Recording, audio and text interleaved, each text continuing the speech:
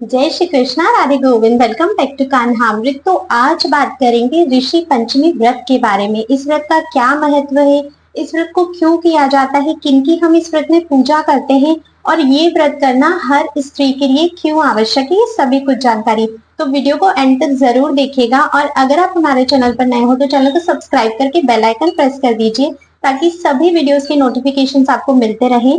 तो चलिए वीडियो को जल्दी से शुरू करते हैं। ऋषि पंचमी व्रत, जैसा कि नाम से ही समझ में आ रहा है कि ये व्रत ऋषियों को समर्पित हो रहा है। इस व्रत में हमको ऋषियों की पूजा करनी है, सप्त ऋषियों की। इस व्रत में हम किसी भगवान की या किसी देवता की पूजा नहीं करते हैं। इस व्रत में हम सप्त ऋषियों की पूजा करते हैं। तो सबसे पहले जानते हैं कि ये व्रत किया क्यों जाता है। तो देखिए, ऋषि पंचमी का व्रत जो है वो भाद्रपद मास के शुक्ल पक्ष की पंचमी तिथि को किया जाता है, गणेश चतुर्थी के दूसरे दिन। और इस व्रत को हर कन्या या हर उस महिला को करना चाहिए जो रजस्वला धर्म से होती हैं। अगर मैं कहूँ आज की भाषा में तो जो पीरियड से होती हैं, क्योंकि रजस्वला धर्म में काफी सारी ऐसी चीजें होती है जो हमें नहीं करनी चाहिए, लेकिन जाने या अनजाने में हम उन चीजों को कर लेते हैं जिनसे हमें दोष लगता है।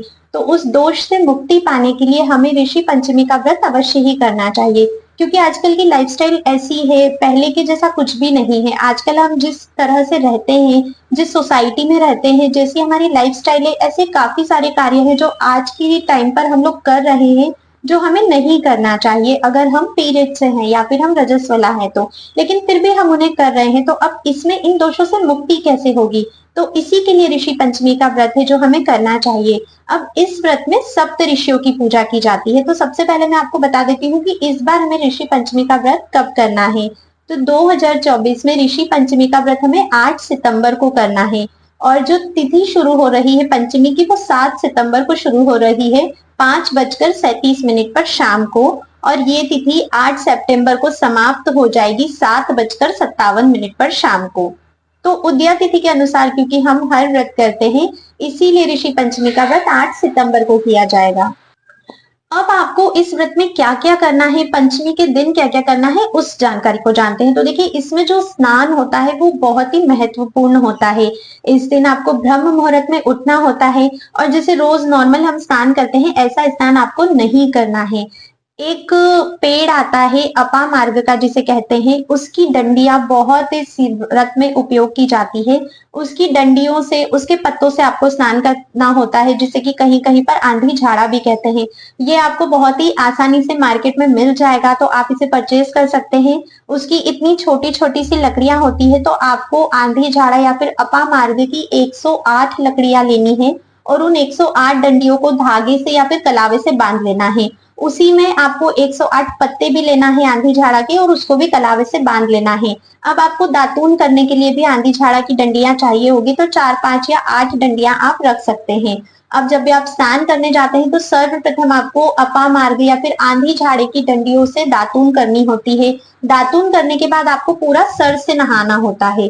तो आपको क्या करना है कि जो डंडियों का आपने बंडल बनाया है और जो पत्तों का बंडल बनाया है, उनको दोनों को आपको अपने हेड पे रखना है, ठीक है, अपने सिर पर रख लीजिएगा दोनों को। और उसके बाद आपको 108 कलश डालने हैं। तो वो आपको बिल्कुल सर से ही डालने हैं। जैसे एक हाथ से आप पत्ते और डंडियां पकड़ लीजिएगा और एक हाथ से आपको 108 लोटे, 108 कलश डालने हैं। तो उन 108 कलश से आपको नहाना है। तो आपको सबसे पहले तो यही कार्य करना है। उसके बाद फिर आप नॉर्मल जैसे भी स्नान करते हैं वैसे आप कर लीजिएगा, लेकिन ये आपको अवश्य ही करना है ऋषि पंचमी के दिन। तो ये होता है आपका स्नान। अब बारी आती है कि आपको पूजा में क्या करना है। तो देखिए, इसकी पूजा दोपहर के समय पर की जाती है। इस बार जो पूजा का शुभ मुहूर्त है वो 11:03 से शुरू होगा, ठीक है, मॉर्निंग में, और वो दोपहर में 1:34 तक रहेगा। तो इस बीच में आप पूजा कर सकते हैं।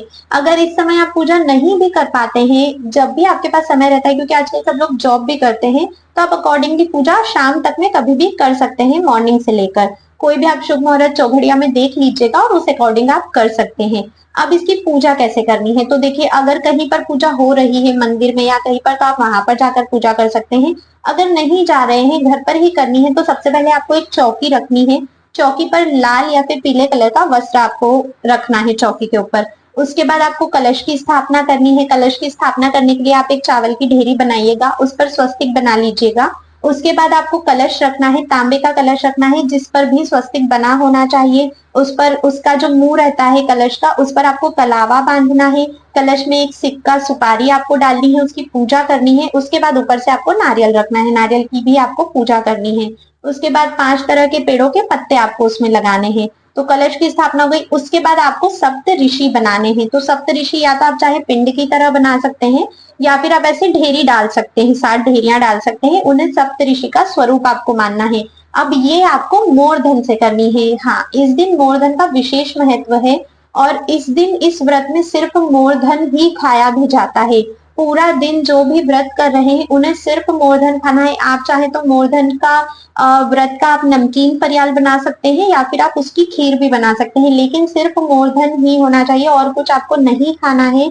और ऐसा भी कहा जाता है कि इस व्रत में हल की जोती हुई कोई चीज भी आपको नहीं खानी है। तो आप फ्रूट्स खा सकते हैं, लेकिन अगर मैं फरियाल की बात करूं तो साबूदाना वगैरह कुछ भी नहीं, आलू कुछ भी नहीं खाना है, सिर्फ आपको मोरधन का ही सेवन करना है। तो मोरधन से ही आपको सप्तऋषियों की ढेरी बनानी है।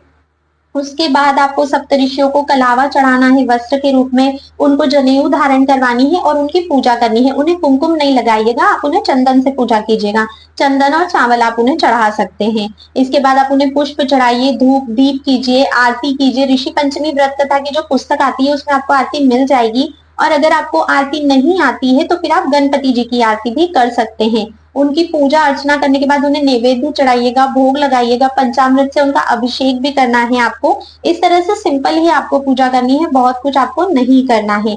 अब पूजा हो जाती है, फिर पूजा के बाद ही अगर आप चाहते हैं तो आप मोरधन ले सकते हैं। पूजा के पहले तक आप कुछ भी ना लीजिएगा, क्योंकि पहले पूजा करनी है उसके बाद ही। और इस दिन ऋषि पंचमी व्रत की कथा भी आपको अवश्य ही सुननी है और व्रत की कथा आपको मेरे चैनल पे मिल जाएगी, तो आप उसे जरूर देखिएगा और इस दिन जरूर से जरूर सुनिएगा।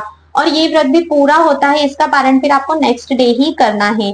तो इस तरह से आपको ऋषि पंचमी के व्रत को करना है।